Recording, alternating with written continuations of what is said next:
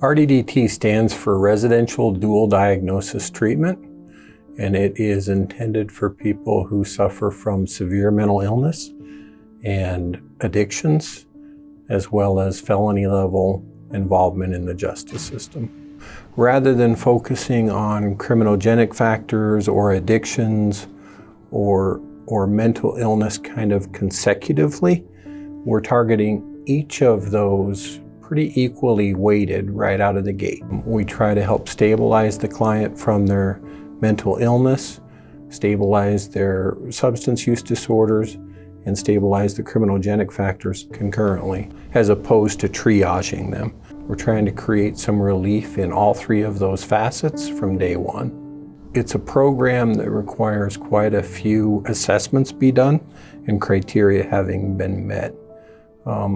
A primary one is severe mental illness that's having a negative impact on our clients' daily living.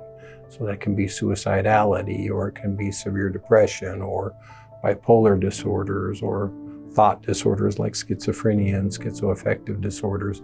Living under the shadow of severe mental illness, along with that heavy level justice involvement and addictions, it's a very difficult thing for any human being to try to conquer. When you wrap all of those challenges into one human being, it can be very overwhelming and easy to lose hope. In RDDT, we meet the person where they're at. We go at a pace that's comfortable for them as individuals, and we offer them relief quickly to try to reinvigorate the hope that they have within them. But it's been beaten down by themselves, their addictions, their mental illnesses, society, community. The approaches that we use are based in evidence, and we know that they work as long as we work them the way they were intended to be done. Work as a team and as a unit to get the pole to go down, which you would think it would be easy. It doesn't take a professional therapist or a physician to be able to say this person has changed their life. Referrals coming into that program are from the justice system, and primarily those are coming from either the Department of Corrections or from the bench, so the justice system itself. We can have up to 12 people in that program at any given time, and typically we're close to that. I think it's demonstrating that people can and do change if given the right opportunities and the right level of intensity and services. The lava was awesome because, we had the lava on the ground. It's clearly evident as we watch the person progress through the program from typically a state of hopelessness to a state of hope and in envisioning a future that involves and includes joy and freedom from addiction. It's pretty easy to see. I get to see people in the community that have gone through this program, and they're doing well, and they're participating in the community. They're participating in their own lives, because a lot of times when they come in, they can't stand to be present in their own lives because it's very painful to be present in their own lives. So we get to help guide them into a place of acceptance and into a place of forgiveness and into a place of health and change, and to be able to see them participating in daily life, smiling, grieving, feeling the emotions of everyday life that we were intended to feel. It's tough to explain until you see it, but once you see somebody go from that, I keep saying it, but that utter hopelessness to gradually starting to build and build and build and build to the point where they're ready to go resume their life that they abandoned however long ago as a result of addiction and untreated mental illness. It's rewarding from a practitioner's perspective. We get to watch people make that transformation over the course of time. We get to see people start to implement and use the skills that we're trying to teach them how to use. We get to see people go through very hard times in their lives and deploy those skills that they've learned in that program and put them to use. The program is strong. I'm a recovered alcoholic. That's my drug of choice.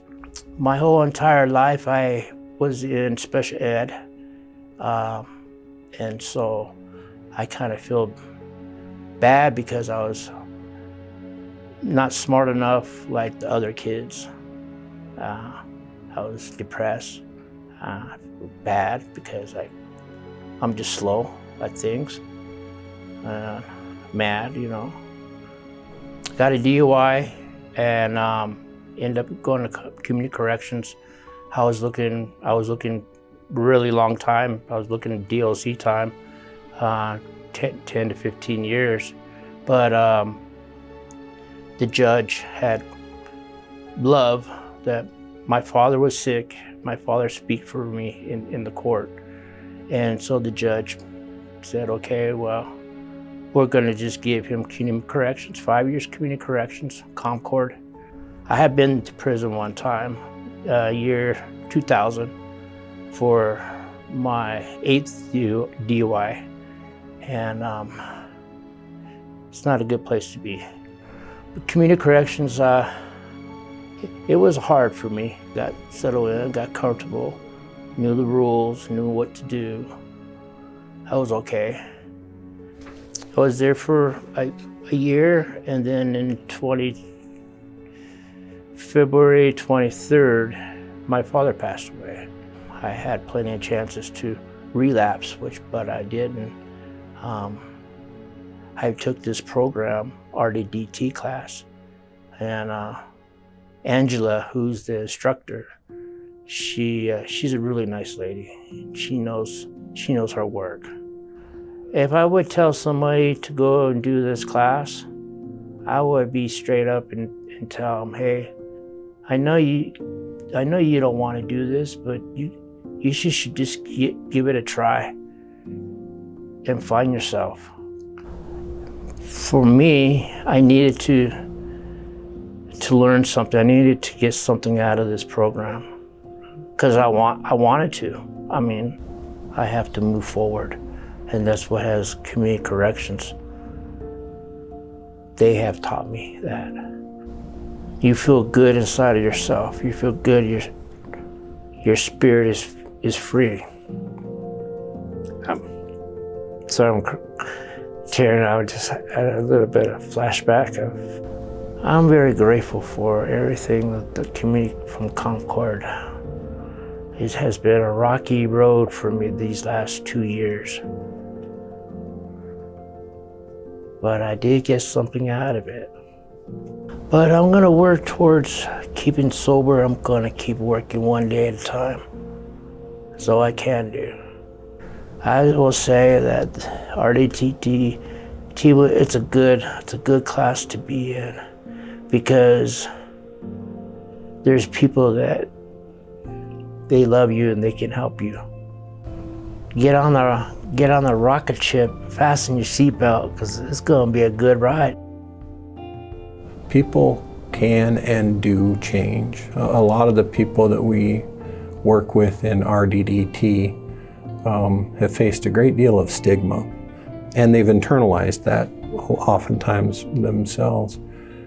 The power of change is real, and people can, do, and will change if we all have the courage to walk alongside them and be with them and be present with them and meet them where they're at and offer them a little bit of guidance.